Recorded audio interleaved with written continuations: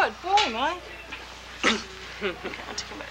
Well, when Michael was 14 months old, he suffered from having too much oxygen during a circumcision operation.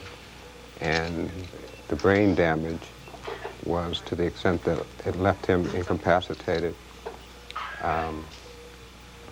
And as a result of that operation, he was left both blind and deaf. And he has not progressed mentally from that 14-month-old state. He entered Denver when he was about 4 years old.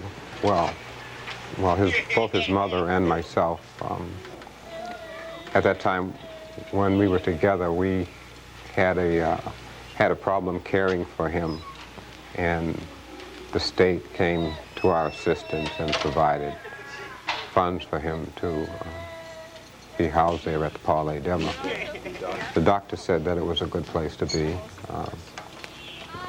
because they would be able to provide the care and treatment necessary for him. While Michael was there, they treated his physical condition, or attempted to treat his physical condition, and they attempted to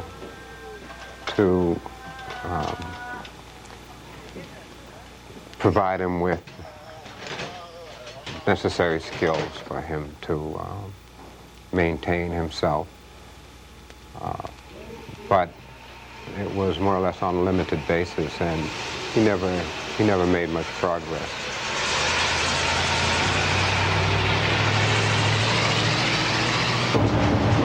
They do love to go to school. They are very pleased. You can tell by the expressions on their face that they love to board the bus because they know the bus is taking them to school. And a lot of times in the afternoon when we bring them back, they don't want to get off the bus. They'll bang their hands on the arms of the wheelchair and shake their head back and forth, no, that they would, I don't know if they like the bus ride or just that they don't want to go back to Paul Dever.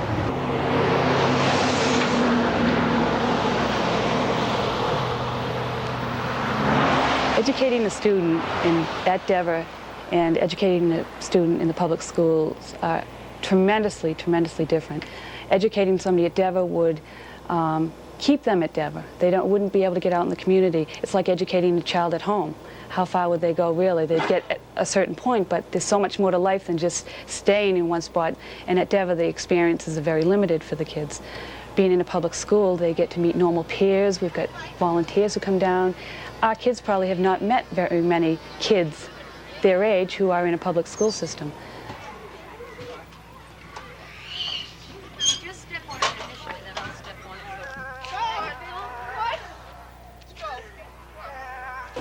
Hi, Mike. When I first met Michael, his behavior consisted of lying on the floor, hitting his head on his arm. He wasn't very receptive to touch. He had been labeled tactily defensive, which means that he was kind of aversive to any kind of touch. Now Michael enjoys being tickled. He is very receptive to learning. He's very receptive to people. At the beginning, he wouldn't respond to anyone, whether they talked to him or they touched him or even sat near him. Good boy, all right. Now we're going to hang it up. Okay? The kids enrolled in the multi-handicap program at Rockland Junior High School are involved in an educational program.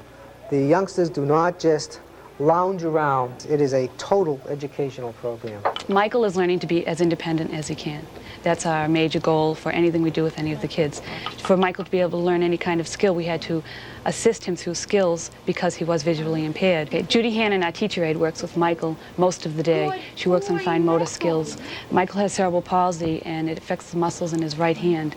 And for him to be able to use both hands is very important in a lot of sign language, a lot of skills that he'd use in his daily activities.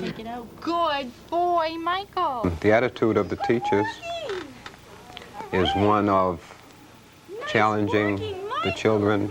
He's learning to stand by himself, and he's learning to walk. Yay, Michael! Yay, Michael! Yay, Mike! Come on! Good walking! Good boy! Come on! Good walking, Michael! Woo! Nice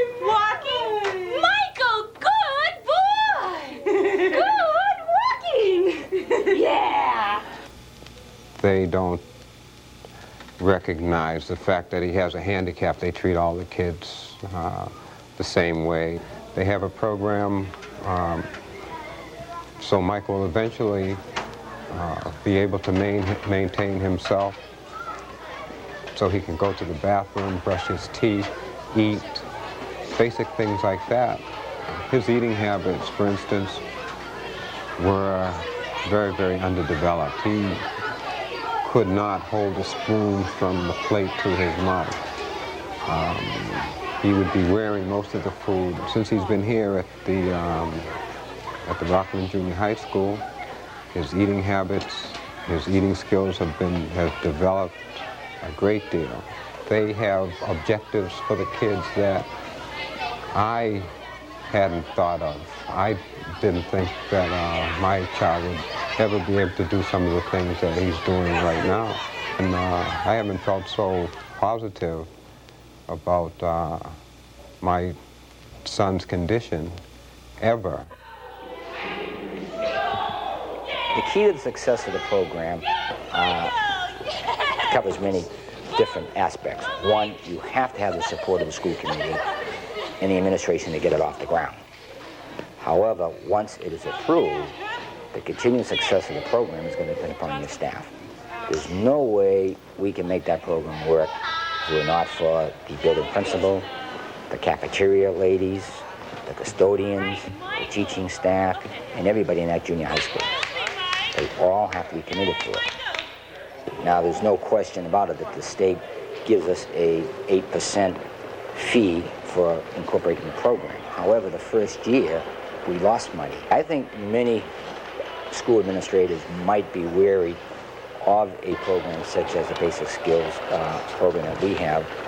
I think it's probably ignorance of the situation, and when you don't know something about something, you're afraid of it.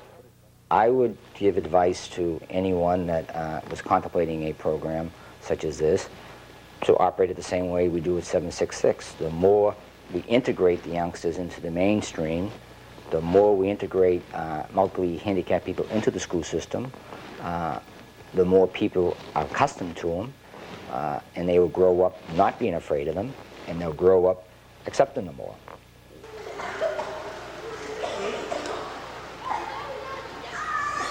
Going out into the community also, we go into a swimming program at the Weymouth MDC pool. I think that's one of the most important aspects of our program, where the kids can go out into the community and experience things that we all take for granted.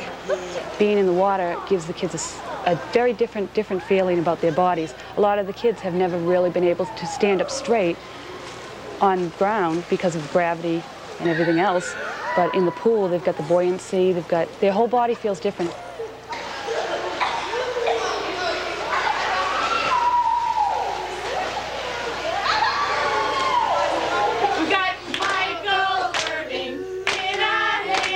Teachers at in the program, Diane Turco and her staff, really a terrific group of people, dedicated. They love all the children. They provide all the children with 100% of their 100% effort. They put all out for the children, and the results are apparent.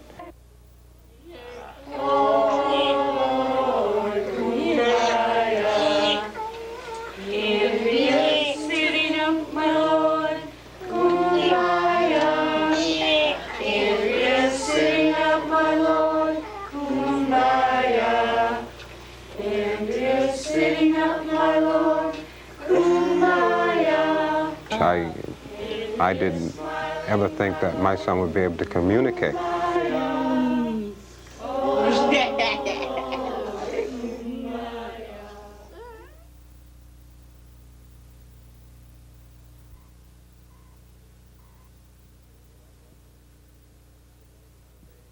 Susan Leslie is a young lady who lived at Dever for a number of years and who is now living in a group home. Her primary disability was physical, but Susan had the ability to advocate and a very intense desire to live in the community. And it was this ability for Susan to let her wishes be known that helped the Department of Mental Health and the Bureau of Institutional Schools work together to find a community residence for Susan and to formulate that community educational program. I figured I don't want to be at Devon no more, and I figured maybe it's better for me to get out, you know, because I didn't think I should be there no more, and I didn't want to be there no more, so I finally got out. I can be more independent, and I like to be as much as independent as I can. You know, I don't want people doing things to me like all the time. I feel that what I can do, I'd rather do on my own. In teaching Susan, you come to think of her as a friend, as well as a student, as well as someone to admire. She's a person who, aside having her own physical limitations, has had many handicaps growing up because she has lived in an institutional setting. She's a person who has made the best out of the environment that she has grown up in. She is the kind of person that motivates people who she is with. If I have a day where I'm feeling really down and I start thinking about my problems, I spend my time with Susan, and I realize how small my own particular problems are when I look at the kinds of obstacles that Susan has overcome. She is eager, she's enthusiastic, she's interested. She's blossomed into a young woman. Okay, good. Yeah. Oh, man. How you doing today? What you doing? I think I learn more here because there's a lot more here than there is at Della. No what, right?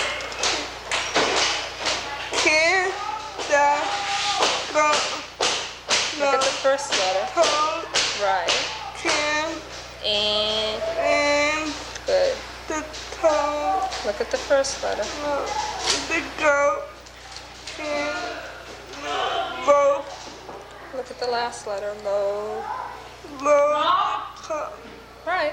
co. Right. And the toad and the goat load the coal. How should I explain it? Sometimes they couldn't understand what I was saying. Here it's more easy. They're willing to listen, and you know, I can go along with that. You know, I don't feel uncomfortable. I think I improved in my reading. I can see my improvement in my reading and stuff. I can, like, I know when I make a mistake, and then I go back and correct myself. We do sewing in the afternoon, and then after that, we do a little bit cooking. Close. Good. An important point to realize about Susan is that she's 23 years of age. The mandate for the Department of Education to provide educational services by law only runs until a student turns 22 years of age.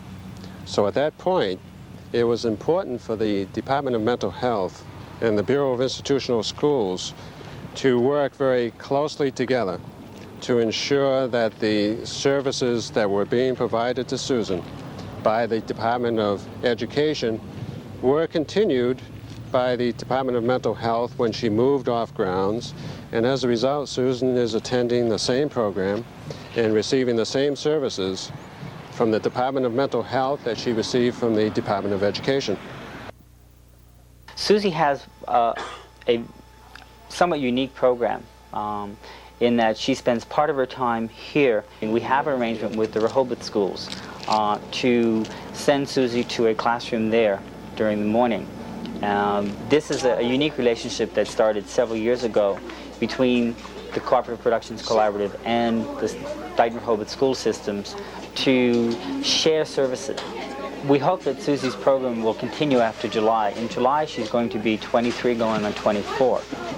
We were lucky enough to extend her programming this year through the Department of Mental Health. We hope to be able to continue that kind of thing because we still see that she has that need. It is very typical, I guess, in the state. It seems like everything stops on June 30th. And as to what's happening July 1st, you don't know until the sun rises on that morning. At the group home, I could go out on my own, but at Denver, you always needed somebody with you. Like, you can go outside. One time I went shopping. I like to go shopping. And at the group home, they're more willing to talk to, and I like that. I really enjoy helping cooking. There is some things I can't cook, but that's all right because I don't feel bad as long as I can do some cooking. There are people who, for good reasons and for less than good reasons, question whether you should invest a large amount of money in children with the severe kinds of handicaps that we find in those institutional schools. I just ask that kind of person to go and visit these programs and see what these children can do if they get the right kind of help. The lifetime cost of keeping a human being institutionalized is literally hundreds of thousands of dollars to the public taxpayer. If you have the youngster move out of that institutionalized setting, as we increasingly are doing with these young people, you have a much more cost-efficient program. That is, you save money over the long haul, but the most important thing is you have human fulfillment. There are a lot of heroes in this story. A lot of heroes are the children, but also equally, in many ways, if not equally, certainly a large part of it, are the heroes of the people who day in, day out, work with those children, keep the hope up, keep instilling in the children that hope, and help them reach the point where they can move out of the institution. It should give all of us a feeling that this is a program worth investing in, worth keeping after, and worth keeping as a high priority. I make my bed on Saturdays and Sundays, even though it takes me a long time. Taking a long time don't matter to me as long as I accomplish something. I like having my own room. It's yellow and everything matches. I've accomplished, and I hope other kids can too. They get out of their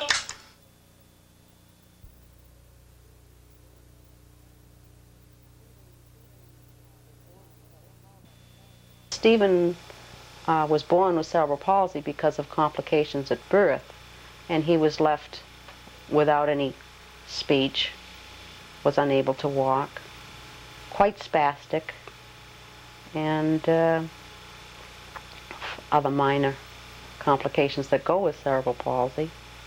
Stephen will be 20 in December, and he's been at Denver, I think, since he was 5 years old. Stephen seems to have a pretty full program there, and he has physical therapy, speech therapy, occupational therapy, and of course he has his academic program in the mornings, and he also has a special feeding program that's very important too. From day one, I've been rather schizophrenic about institutions. On one hand, I'm attempting to make it a decent kind of place that to live with some kind of a semblance of that resembles the society out as a whole, and to integrate it as much with the community and at the same time I'm trying to make it go away. It sometimes puts me in a position of not knowing whether I'm coming or going. Well, a strange phenomena has occurred here at Dever, and I've observed it in other facilities which I've directed. That is that a few years ago, parents of the clients were reluctant to have their children released to the community because of a distrust of the delivery of services in the community. And I sympathize with that, but all I would say to any parent is the most important factor in development of an individual, whether it is you or one of our clients, is social development. Social development really cannot occur to the degree that it should here at a regimented, closed society as found in a large institution.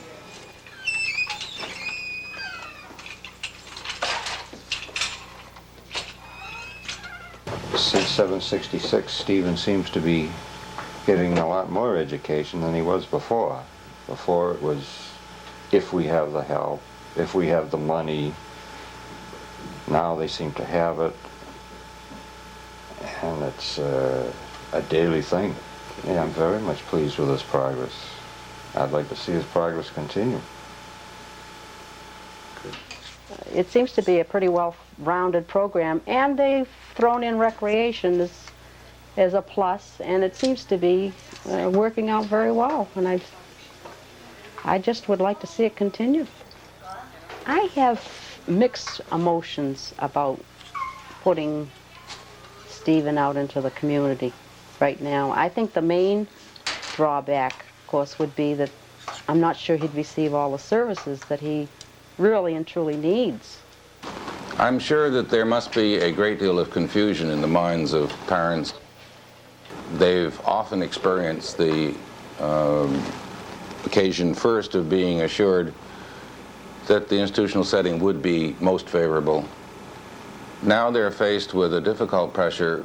Often a decade or two later they are being told that this is less than ideal. I think we underestimate the pressures and confoundment that this must indeed be causing for families, and it underlines even further the level of working together and continuity and consistency that is the obligation of the responsible public figures. Well, Stephen is very gung-ho about being in school, about being in his therapies, about joining recreation. If part of his day is missing, if there's a hole in his day, it really can upset him. You know, he likes hanging out with the guys. If there's ever a softball game that the guys are playing or the recreational therapists are playing, and Stephen wants to be right there to watch the game because he wants to be considered one of the guys. Stephen lives for school. I think this is probably the same type of attitude that is really prevalent among all of his peers, really. They live for school. They love it. They're enthusiastic about it. They're proud of their accomplishments, and it's a joy to watch them progress. Well, I guess we feel the same about Stephen that everybody does. He's really special. He's brought us a lot of joy, and like his brothers and sisters, it's not without problems, but he is a joy, and we love him, and he really he responds to many kindnesses. He gets lots of love and affection, and people just flock to him, and they offer to take him places. He's really very special.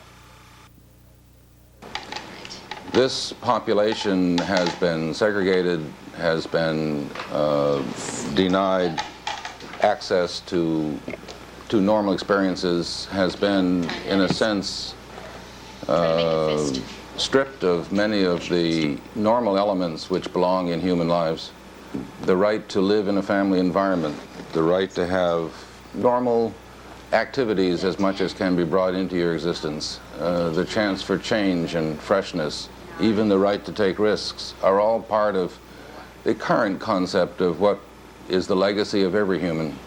This speaks to this issue of rights, and it is time that we all got going.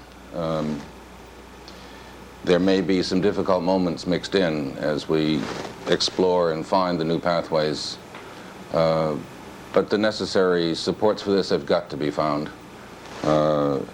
It's not only legal, it's right.